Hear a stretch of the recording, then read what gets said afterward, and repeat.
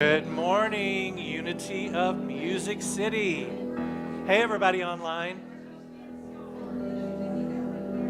We're going to start off today by singing two songs, and we're going to release and let go and let God.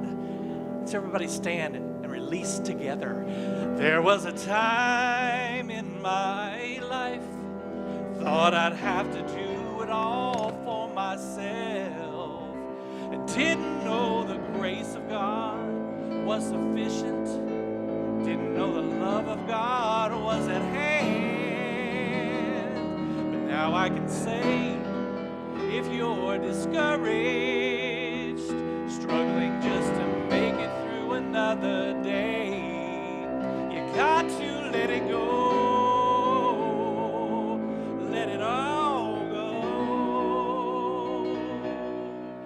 This is what you have to say: I release and I let go. Let the Spirit run my life, and my heart is open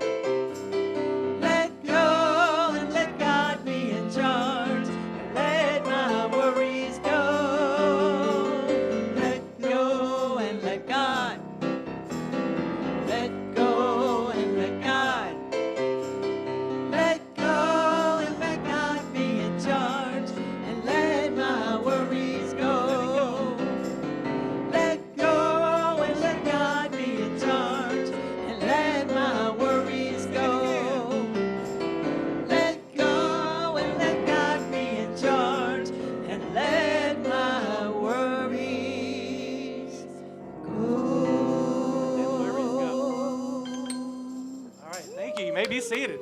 Y'all sound great today.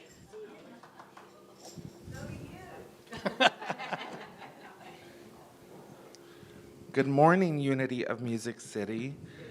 Happy Ostara.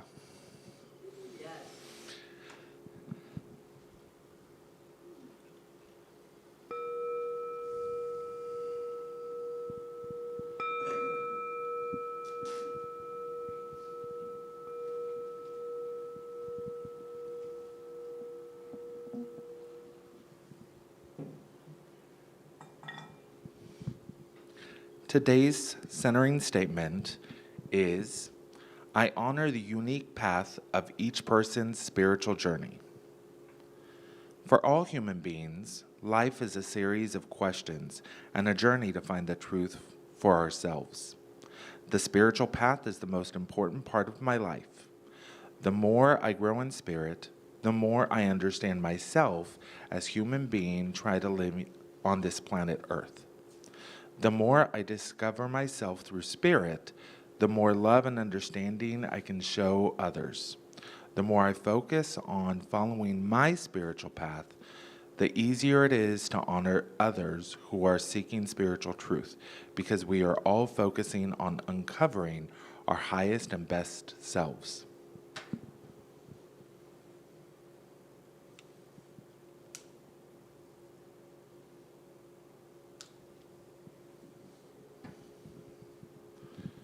Now please repeat these affirmations after me. I honor the path laid before me and accept the path of others. I honor the path laid before me and accept the path of others. I am curious and open to learn from others' perspectives. I am curious and open to learn from others' perspectives. As I allow myself to have my own experience of the divine, I allow others to have theirs. As I allow myself to have my own experience of the divine, I allow others to have theirs. And so it is. Good morning. Happy Ostara, as Frank said. Today is the first day of spring. Woo! I don't know about you, but I'm happy to see it. I got a feeling we're still going to have a lot of roller coaster weather because this is Nashville, Tennessee. But welcome, everyone. We think that we like to say that Unity of Music City is a place for authentic transformation. And that means that when you show up, we love you for who you are, not what political party you're in, not anything else. We just honor your path, and we want you to be a part of our spiritual community. So thanks for being here this morning. Sherry, do you have any announcements for us? Do. A few. I haven't really had a chance to read through them, so let me do that with my glasses on. I'm still in denial. I don't know why. I've been needing them for years, and I've worn them for years. But okay, here we go. Wednesday evening gatherings at 6:30 p.m. via Zoom. Connection and centering. It's a check-in and centering practice with Deb Moore. Join us for an intentional and heartfelt time of connecting as a spiritual community. The Zoom link can be found in the weekly happenings and our website. Leadership Council meeting Tuesday, March the 29th at 6:30 via Zoom. Attending members, please have questions and topics of discussion sent to the church email, unityofmusiccity@gmail.com, in advance of the meeting. Zoom information can be found in the happenings or on our website. Roundtable meeting. Boy, we got a lot of meetings going on. Mm-hmm. This is good. Roundtable meeting for the Unity of Music City business model, Thursday, April 7th at 6 p.m. via Zoom. In this meeting, our business model will be discussed. Zoom information can be found on social media. The prayer chaplains are available for your prayers. If you have a prayer concern that you would like the chaplains to be made aware of, you can email the prayer request to uofmcprayerrequests@gmail.com. There's also a prayer box if you're present in the room today. In the back of the room, you can drop in your prayer concerns at that box, and any and all prayer requests are welcomed. Okay. All right. Well, one of the things that we talk a lot about as a spiritual community is our beliefs. What do we believe? We are constantly encouraging ourselves to evaluate what our beliefs are and where they come from, why we have them. Do we believe something just because our mom and dad believed it? Maybe we should, maybe we shouldn't, but we're constantly looking at those beliefs. And we've been doing that as a spiritual community also. And that's one of the things that we are talking about over the next month or two in our lessons. And one of the things that we're singing about today is how to stand in that truth. I'm not going to live in this world's misery. I'm going to learn a lesson that always sets me free. Because in any situation, the best thing that I can do is to know who I am and let that light shine through. Let's stand up and sing it.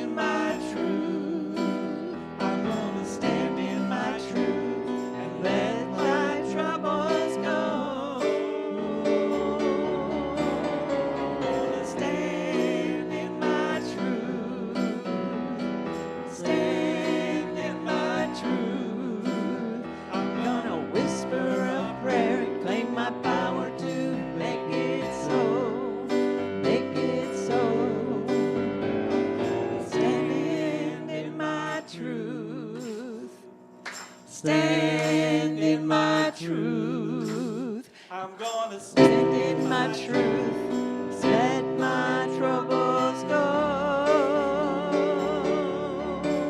I'm gonna stand in my truth. Stand in my truth. I'm gonna whisper a prayer and claim the power to make it so. Make it so.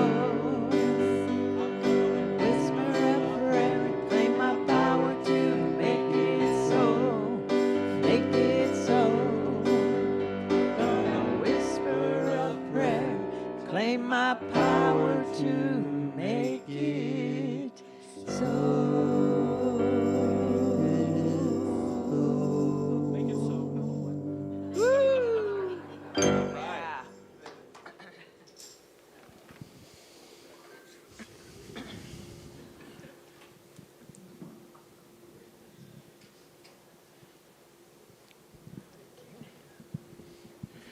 Good morning. Today's sacred reading, the affirmation, I honor the unique path of each person's spiritual journey. Together, please. I honor the unique path of each person's spiritual journey. As children, many of us were told certain ideas about God and spirituality. Maybe we accepted those ideas easily, or perhaps then, or later on as we grew older, we might have started to question what we were told. Some parts made sense, and maybe others did not. Perhaps we were able to question out loud, though many of us likely had one or more reasons to explore our questions quietly. Sometimes it's good to hold new ideas within a sacred silence for a while as they work themselves out in our spirits. But what a gift it is to have a safe place in which to explore. The spiritual journey is a solitary one, but it doesn't have to be a lonely one. Those of us who have lived the questions know the value of respecting differences, and we honor the unique path of each person's spiritual journey.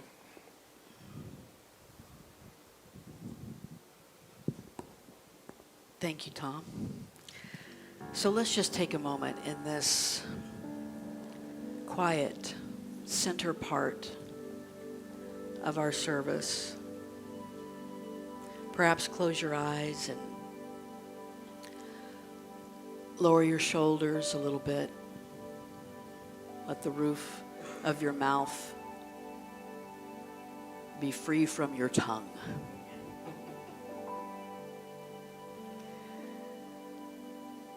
Wiggle your toes, maybe. See if you can get just 5% more relaxed than you are.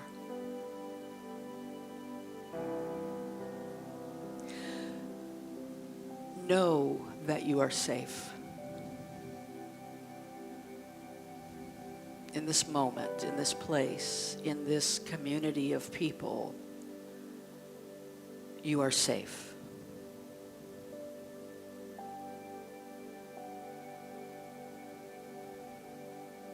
Your ideas are safe. Your beliefs, your experiences, your history, all of that is safe here.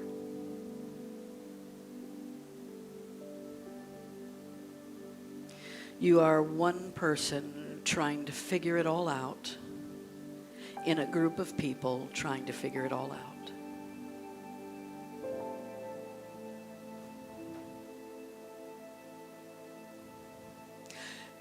Know that you are not doing it wrong.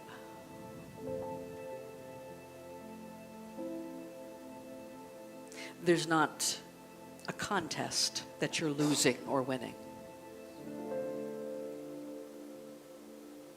There's not a measuring stick or an assessment that's going to determine how much spirituality you have achieved.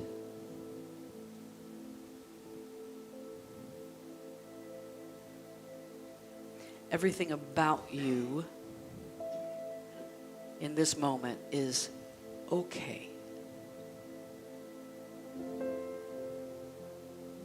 And it is loved, and it is cherished, and it is accepted. The people around you trust you. They trust that you know what you're doing on your spiritual journey.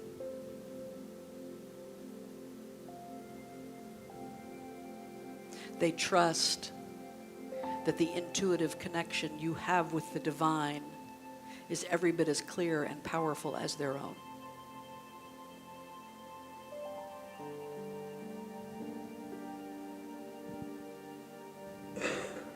Everything in this moment is balanced and okay and beautiful. So let's take a moment together to just bask in that. As we spend a moment in the silence, perhaps you want to breathe in and out with an affirmation. Breathing in, I am okay. Breathing out. All is okay. I am okay. All is okay. I am okay. And all is okay. In the silence. In the silence.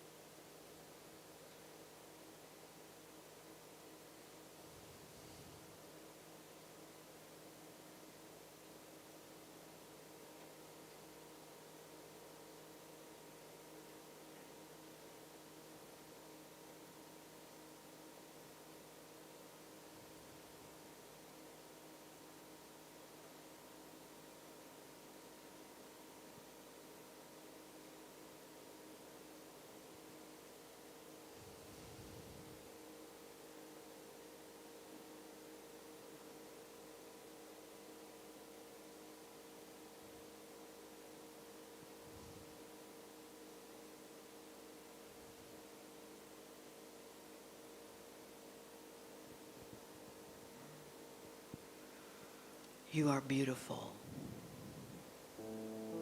You are whole. You are perfect. You are divine. You are flourishing. You are growing. You are evolving.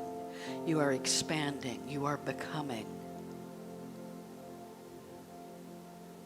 And all of that begins from a place of knowing that you are okay. You are safe. You belong.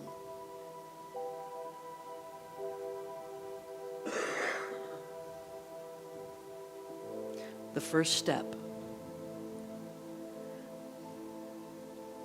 in being in community with one another and walking this journey together is knowing that we belong and we are okay. Being in spiritual community with one another is a beautiful part of our very single, solitary journey on our own unique path of spiritual discovery.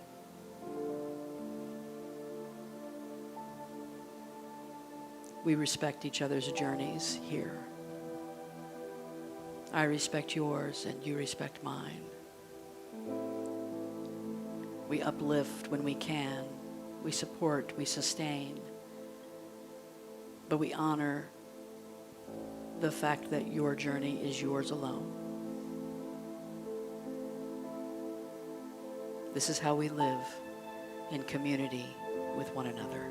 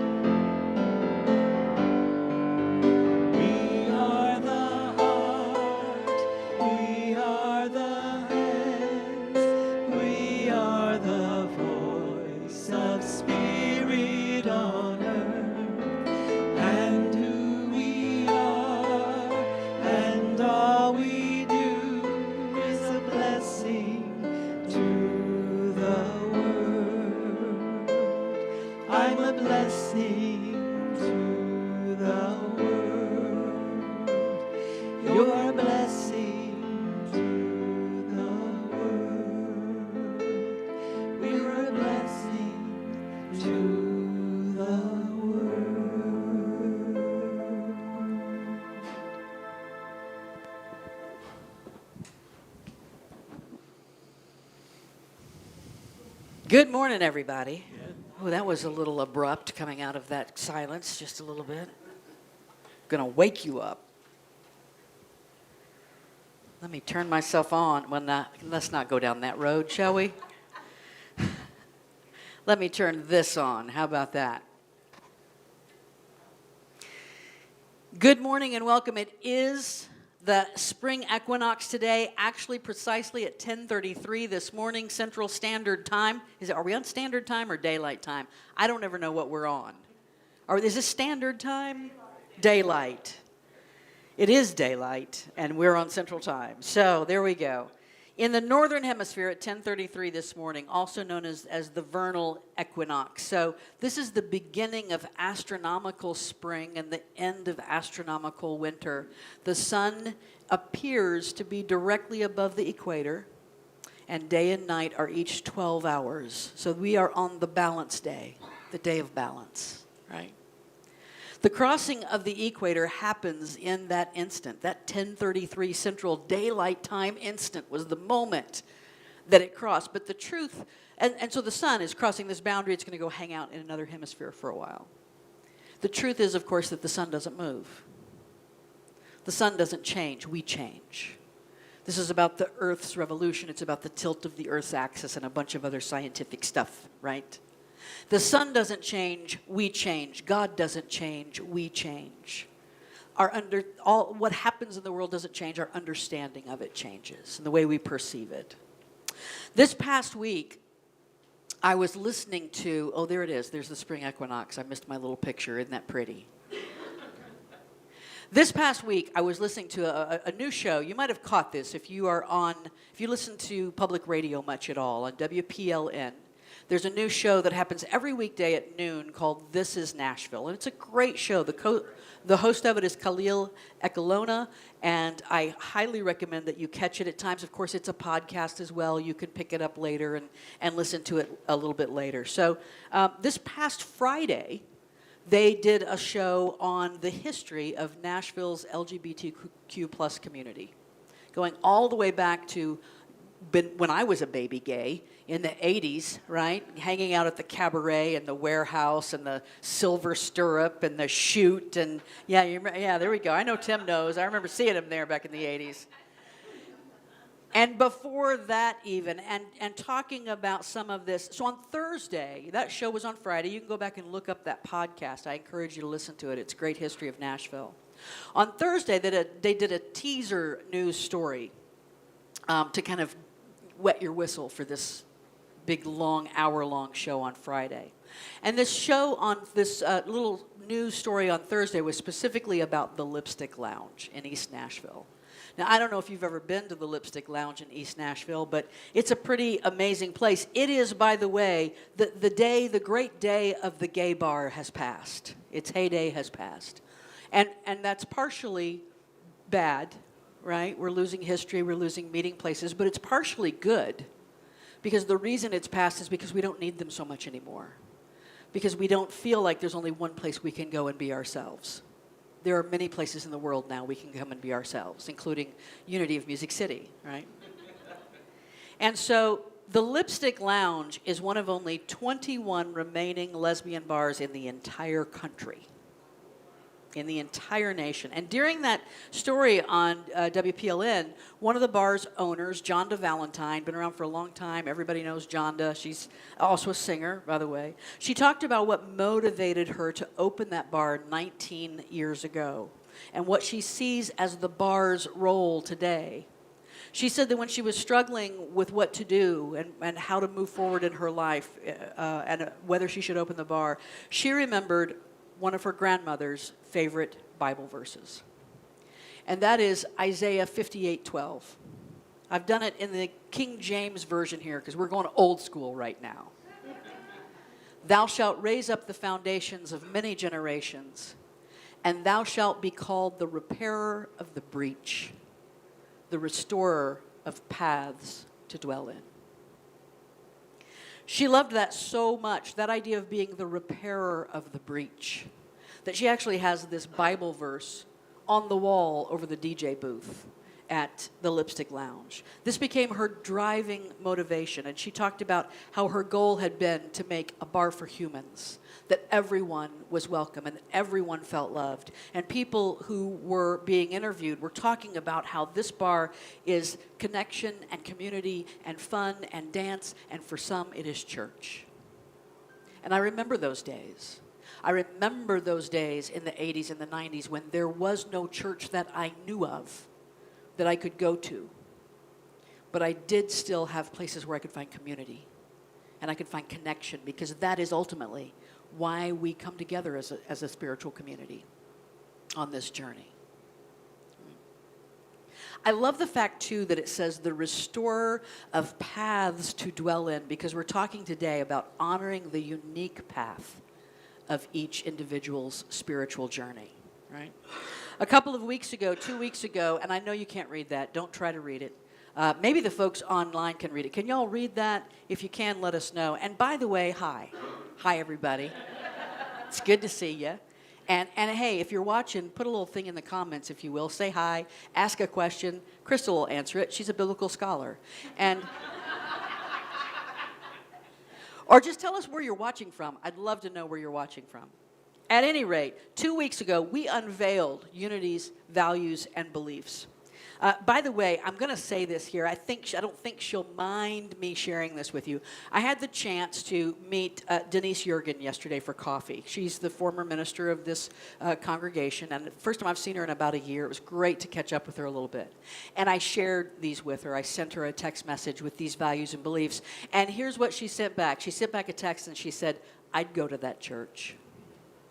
Right? And so I loved that. I loved that response from her. So we've been working on these. We've come up with who we are. And today we are specifically focusing on we honor the unique path of each person's spiritual journey. Why is this important? The longer that I live, the more that I learn, the more convinced I am that a multi-faith approach is vital. Even more vital than a non-faith approach. Now, when I started this talk today, I started with the equinox. I started with science. But before the equinox was science, the equinox was faith. Before it was science, it was a way from our ancestors to mark something divine in the heavens. It was a way for them to feel connected to something bigger than themselves that they didn't quite understand. And we might look back on that and say, well, isn't that primitive? But aren't we still looking for ways to connect to something bigger than ourselves that we don't fully understand? That beautiful mystery that we're trying to connect to. It marked their most visible connection to something sacred. I have friends who are atheist and agnostic. I learn a great deal from them. I love their approach. I also find a great deal of spirituality in them.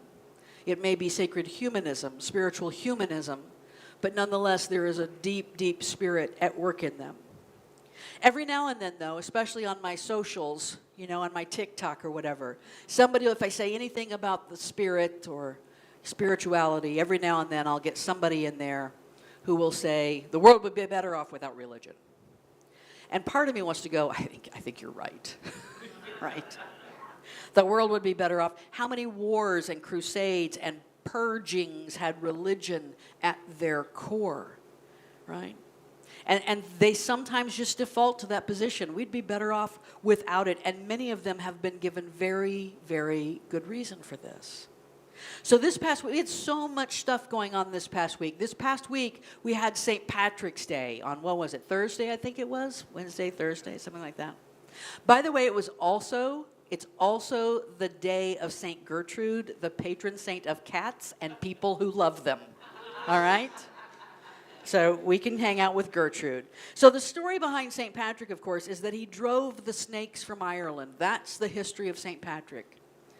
But the truth is, there were no snakes in Ireland when St. Patrick was there. And to the best of our knowledge, it was the last glacial period, some 10,000 plus years ago, that drove the snakes from Ireland. But what we do know is that the snake was the symbol of the Druids, right? The pagans of Ireland, the Celtic priests of nature. So it's created a big question, and it's one that we don't readily have an answer to because there simply isn't the documentation. So Christians today will assert that St. Patrick only banished a particular set of Druids who they claim engaged in child sacrifice. We don't have record of that either. You know how you demonize somebody? Claim that they engaged in child sacrifice. That's one good way to do it, right? So we don't know if that's true or not, but that's what the one side will say. Modern pagans, on the other hand, some of them claim that St. Patrick forced Christian conversion with the threat of violence and actually killed many Druid priests who refused to convert. We don't know. We don't know where the truth is. It lies somewhere in the middle of all of that. Most of it is marketing, right? Each side attempts to glorify itself and demonize the other. And so we don't really know, but we do know that St. Patrick is revered for driving snakes from Ireland. And we know the story behind that. I still believe that faith plays an important role in human evolution and development. Somehow we know that we are a part of something that is bigger than ourselves. Perhaps we've felt the divine move in our lives in a very individual way. We've seen it. We can't explain it, right? It's like having a hit in a hole-in-one. Nobody's around to see it. It's like I couldn't even begin to tell you what it was like, how it happened, what I felt. Just know that it happened for me. And that's why we call it faith, right? If we could draw a picture and someone else could clearly see exactly what happened to us, that would just be evidence. It would be logic. It would be science. Perhaps we've recognized a sacred synchronicity that can't be easily explained through logic, but we've seen it. And maybe sometimes we don't even talk about it that much because people are going to think we're crazy. So we keep it to ourselves, but we saw it and we know and we felt a message come to us from deep within. We've learned to trust in and find comfort in practicing communion with the I am that I am and you are, the I am that is all that is. We have connected with that and we've communed with that, and ain't nobody gonna tell us we didn't. And that's it. That's the spirit. This is at the heart of the spiritual but not religious movement, right? The last several decades, we've seen a big shift towards spiritual but not religious. It may start with the Beatles, I'm not sure. Very possibly. The faith, the spirituality, the comfort, the connection, the synchronicity, the divine dance, the sacred evolution, we're here for all of that. It's the religion that can go at times, right? It's the structure, it's the legalism. It's the humans making human errors that hurt other humans. That can go. The spiritual connects us, reminds us that we are all one. The religion divides us, puts us into little boxes and separates us. It gives us a tribe and an identity, and it inherently separates us from other tribes and other identities. What is the very first thing someone asks you if you move to Nashville from out of state? What church do you go to? And what they're asking is, who is your tribe? How do you identify? I'll know something about how you see God when you tell me what church you go to, right? More and more, we're seeing the importance of crossing the equator of difference and hanging out in each other's hemispheres for a while. Crossing our own spiritual equinox line and heading into daylight savings. I'm taking that too far. One of the rabbis who is part of the faculty of the seminary where I am studying right now is Rabbi Scott Matus, and he is a part of a place called Brookville Multi-Faith Campus. It's in Long Island, New York. And he's not actually in that picture. There are some of the other spiritual leaders. There's a picture of the outside of their church. That church, by the way, is one of the oldest churches in America. It's been standing for a very, very long time. 4 organizations regularly meet there: the Brookville Church, the Interfaith Community of Long Island, the New Synagogue of Long Island, and the Muslim Reform Movement Organization. They have Each one of these welcomes everyone, by the way. Each one of them is an affirming congregation that welcomes the LGBTQ plus community. They share space with each other. They worship together and apart. They engage in events together and apart. In other words, they're doing this kind of beautiful little dance, right, of recognizing and respecting each other. There's kind of two ways to do a multi-faith approach. One is the way that they're doing it. The other is kind of our way, which is, I'm going to give you a $10 seminary word here, which is a syncretic way. And syncretism is where you take all of these faiths and you kind of like meld them into one spiritual journey together. They're somewhat keeping them separate, keeping them pure, if you will, in their own ideology, but recognizing and respecting each other. We're going to try an experiment now. There's actually a film that's coming out. You won't see Brookville necessarily mentioned in this film that's coming out, but this is a trailer. This movie is not out yet. It's called All of Us, and it's about the work of multi-faith congregations, and I believe the woman in the middle with the multicolored, I think she's interviewed in this. We're going to try this. The sound might be a little low. There's lots of captions. Put your reading glasses on. Let's give it a shot. It's only 2 minutes long if it doesn't work, people online.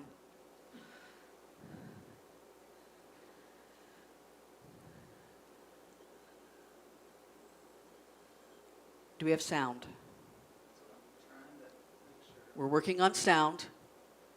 We don't have that yet, so hold on just a moment. And this is a great new experiment. I told Dave earlier, the simpler the sound system, the more complicated it gets. Right? We're Bluetoothing and we're plugging things in all at the same time.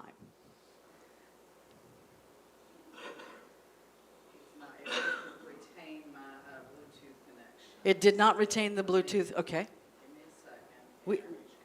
We have every. There we go.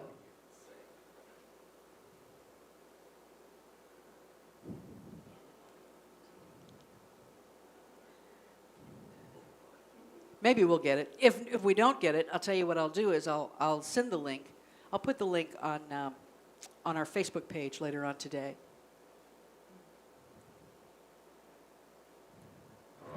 Oh, look at that. Now let's get back to the... patience is a virtue, isn't it? Okay, great.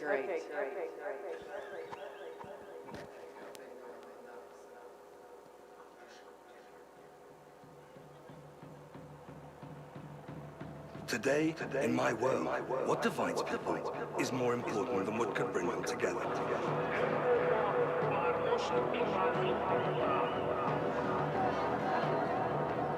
In fact, I am afraid of a world that is afraid. La question n'est pas de savoir si nous allons pouvoir vivre ensemble. La question de savoir comment nous allons vivre ensemble. Because I want to keep hope alive, I went to meet the women and men who are fighting against isolationism and rejection of others. Beaucoup de gens me demandent, mais comment est-ce que tu peux traiter avec des gens qui ont tenu des armes et qui ont peut-être tué quelqu'un? Je dis parce que je ne juge pas. C'est tellement simple et en même temps tellement difficile. Syriens, Palestiniens, Libanais, ça ne fait rien pour nous. C'est un patient, c'est un être humain, point à la ligne. Il faut toujours vivre amiable, de vivre avec communauté. Nous devons repenser le monde, un monde où chacun a sa place, sa dignité. All over our planet, I discovered a movement that rethinks our world. It's not about big things, it's not about politicians, it's not about the United Nations. It's about the people, about whose lives this is. I was afraid of Muslim people. I was afraid of people with long beards. And in 10 days, all of that, it was gone. I think that fear comes from ignorance. Go find somebody who is different from you. It will open up a whole new world to you. Tout le monde est famille. On est tous égaux, amul problème. Somehow, it's more eerie when there's an echo, don't you think? It's more ominous. We still have an echo? Great. This is far too complicated. I will be posting that. I love it. Okay. Luke, I am your father. Okay, you're done. All right, great. So I will be posting that on our Facebook page so you can watch it maybe in a way that you take that in a little bit more. But it is completely addressing. Is my mic on? Okay, I'm on here. All right. Let me see if I can pick up this mic. I don't feel myself on. There we go. I'll just pick this up. It's okay. Just turn it off. Let's just move on. Good Lord, let's just move on. You know me, I'm all about dead airspace. No dead airspace. So at any rate, that is a movie that is talking about that very need that we have to be repairers of the breach, to cross those borders and to connect with other people who are different than we are. Last week, I talked about, there it is, I talked about home and what makes home, and I talked about how there were 5 elements that home had to have: safety and beauty and acceptance and love and trust. Now, it's natural to think that this idea of honoring each other's spiritual path is closely connected to acceptance, right? But I want to put forth the idea that it's also equally connected to the idea of trust. That if we're going to be repairers of the breach, that first we have to instill and create and nurture a trust between people, right? I trust that you are on the right path for you, and you trust that I am on the right path for me. This past week, Crystal sent me I hit the button, Crystal, and it's not going forward. We're a technical mess today. And it's all good. This past week, Crystal sent this to me, and she texted me, and she said, is this something that could go on the church's Facebook page? I said, absolutely, let's pop it up there. Because this is what it's all about. A lot of organizations, schools, places in the world have what they call now DEI offices. It used to be way back in the day minority affairs, and then it became a diversity office. And then they began to realize that diversity didn't really encompass all the work that needed to be done in an office like that, that diversity is just the fact of an organization, that equity are the choices we make in trying to make equitable decisions that allow people equal access to opportunities, that inclusion is an action that we take, that we engage in the act of including others, but that belonging is the outcome. And that is ultimately what all organizations are looking for. Schools are looking for it. Certainly spiritual communities are looking for it. This is what the church that I grew up in lacked, right? The evangelicalism, and this was very common to see, that evangelicalism seemed to insist that they had to see their way as right and other ways as wrong. And it's my job to go convert you and convince you that my way is the right way. There was no trust. There was no acceptance. And ultimately, that meant that there was no safety for a lot of us, right? One of the final exam questions that we are studying for in my seminary program, we have been given the final exam to kind of work with together in groups. And one of the final exam questions is, how do you explain Jesus saying, I am the way, the truth, and the life. No one comes to the Father except by me, to other people? As an interfaith minister, how do you explain that? That's the big question of the exam, right? Because this is where a big portion of that evangelical distrust comes.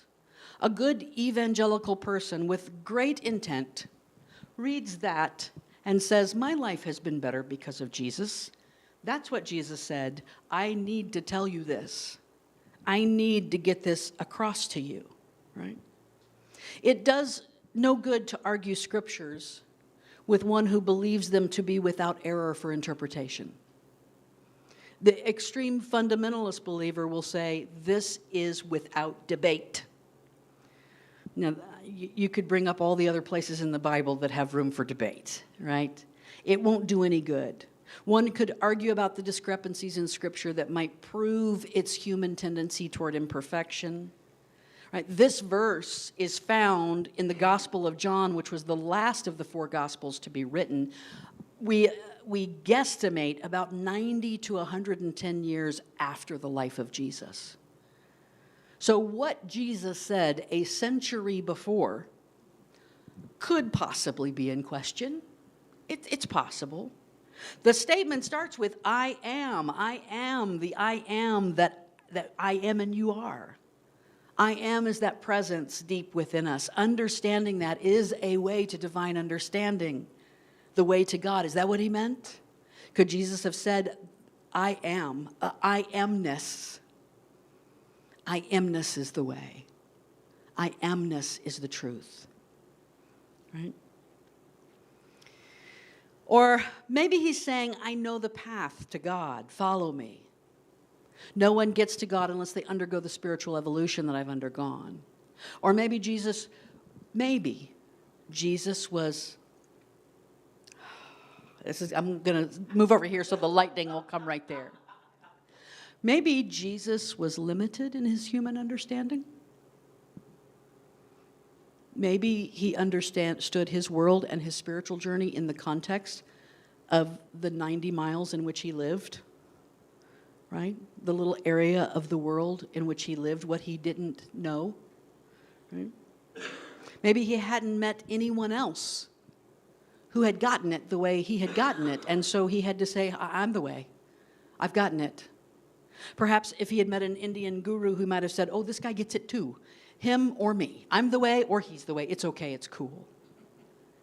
Here's the thing. Everybody has to come up with their own reading of this. If this is of value and has meaning to you, if the life of Jesus is of value and has meaning to you, then you have to come up with your own reading of it.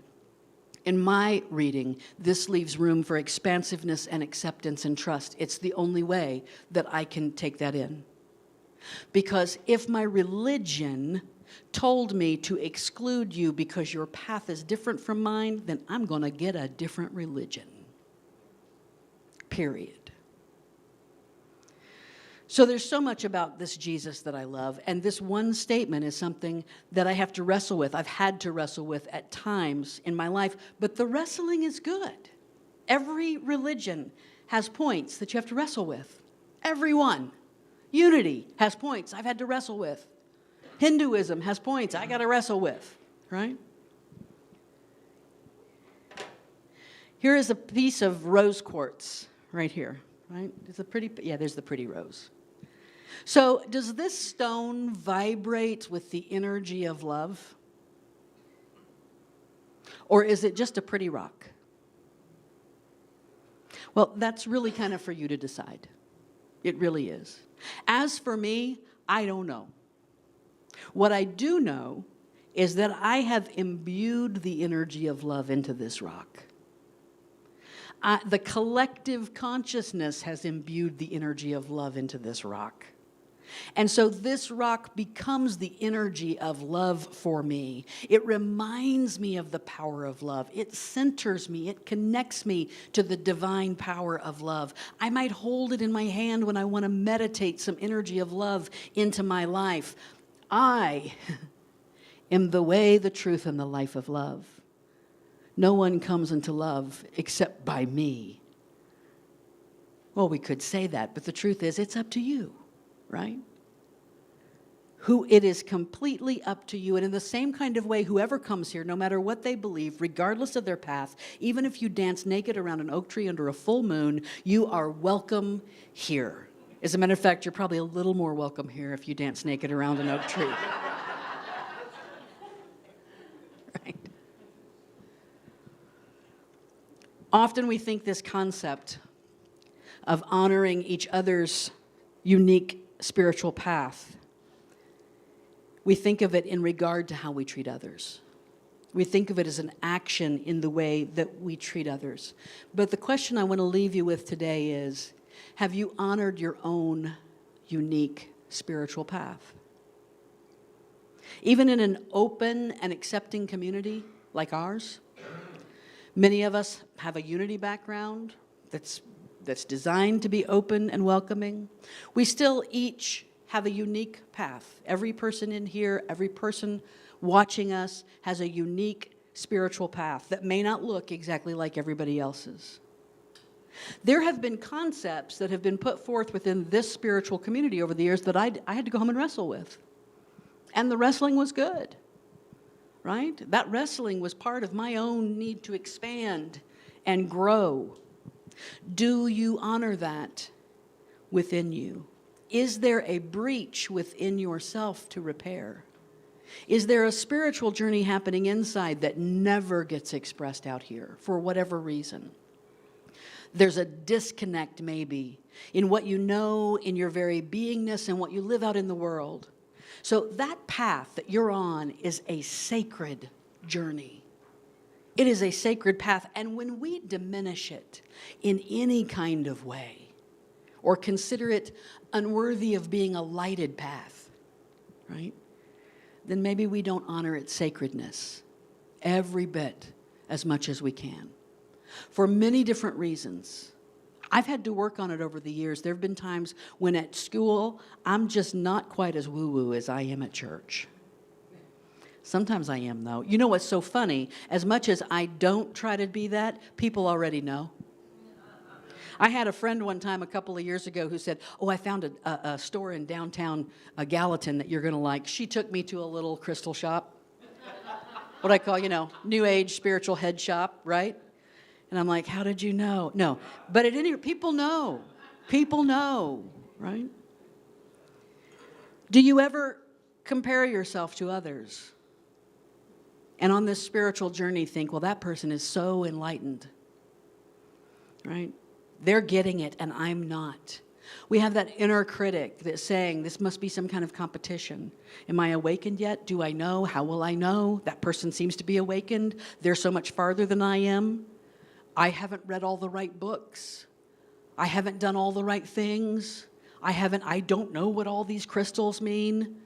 Oh my goodness, I'm not a biblical scholar. Maybe I'm just not as far along the path. Humans are competitive creatures, and it's natural to treat everything like some kind of achievement. This is not an achievement. This is your connection to the divine. You don't have to achieve what you already have.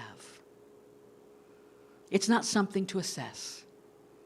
It's not something to measure up against others. Does anybody else in here suffer from imposter syndrome? Just me? Is it just me? Okay, thank you. So imposter syndrome, if you're not familiar with imposter syndrome, is when you know some stuff, but you don't trust it, and then you kind of put yourself up into a situation where you, like being an English professor, that's a good one. For the first 20 years, for the first 30 years of my 25-year English degree, every time I walk in the classroom, there's been a little bit of that. Do you really know what you're talking about? Are you really prepared? Right? And the most beautiful thing that ever happens is when I got to that point at some point in my career where I let go of that, and if somebody asks me a question I don't know, I just say, I don't know. Isn't it beautiful that we have Google right here in this room with us? Let's look it up. Let's all look at this up together, right?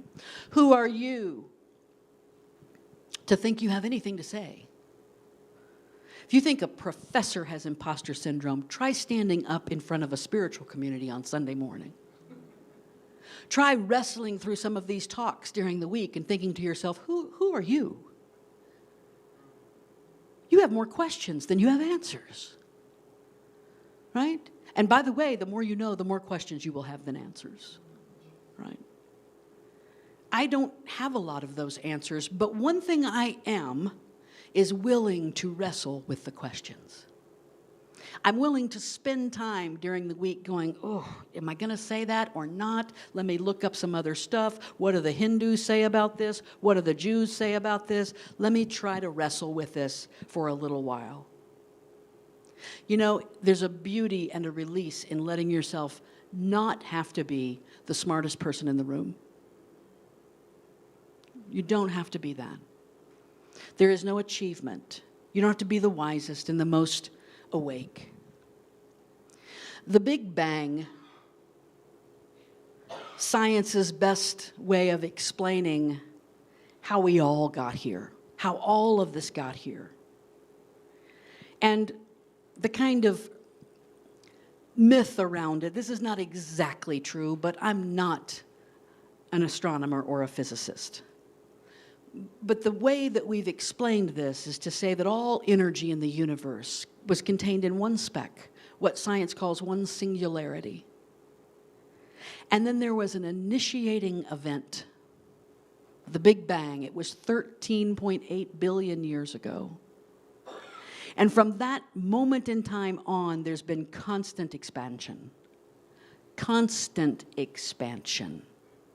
All the energy that ever was, is. And all the energy that is, always was, and always will be. The I am, that I am, and you are, our divine presence, all of the spiritual understanding that ever has been, we tap into as easily as anyone else. It is contained within our very inner beingness every bit as much as it is contained within anyone else. It contains all of the spiritual connection and the understanding and the awareness and the oneness and the awakeness that it will ever have. Ours is just to uncover it. And everybody uncovers that in a slightly different way. That's why we have to honor the unique path of each person's spiritual journey. Your divine self lacks nothing, and neither does the divine self of anybody who walks through this door, of anybody who watches us, of anybody we encounter in the course of our week. We can both teach and learn in every given moment as we exchange energy with each other and create and help to participate in each other's expansion. That is the beauty of spiritual community. Namaste.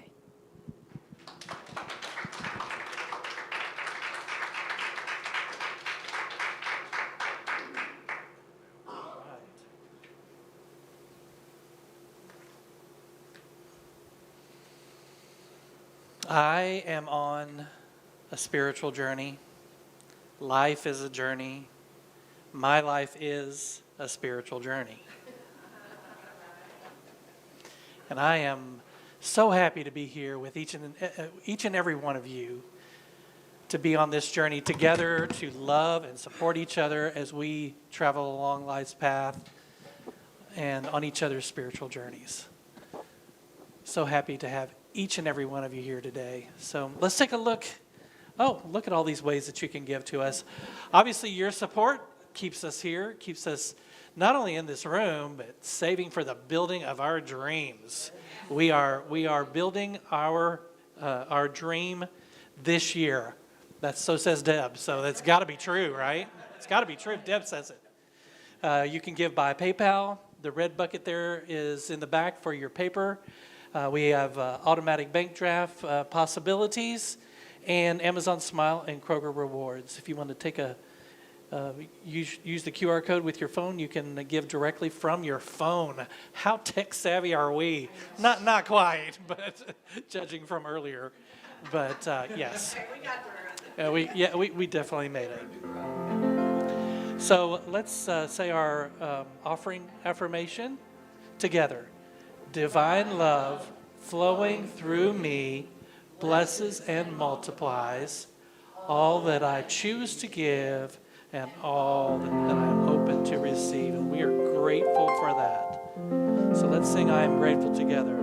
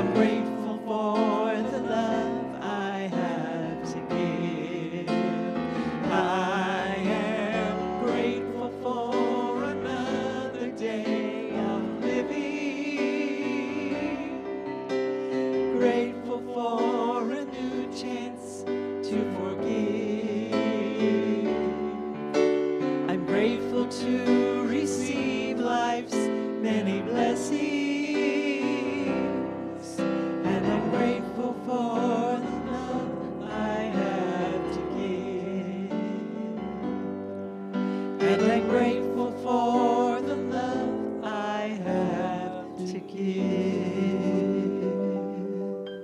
Let's all stand. And Sherry, will you lead us in the prayer for protection? The light of God surrounds us. The love of God enfolds us. The power of God protects us. The presence of God watches over us. Wherever we are, God is, and all is well. Life is good. We are truly blessed. All is well. Life is good. We are truly blessed. All is well. Life is good. We are truly blessed. All is well. Life is good. We are truly blessed. All is well. Life is good. We are truly blessed. All is well. Life is good. We are truly blessed. All is well. Life is good. We are truly blessed. We are truly blessed. We are truly blessed. So it is. Thank y'all for coming. We'll see you next week.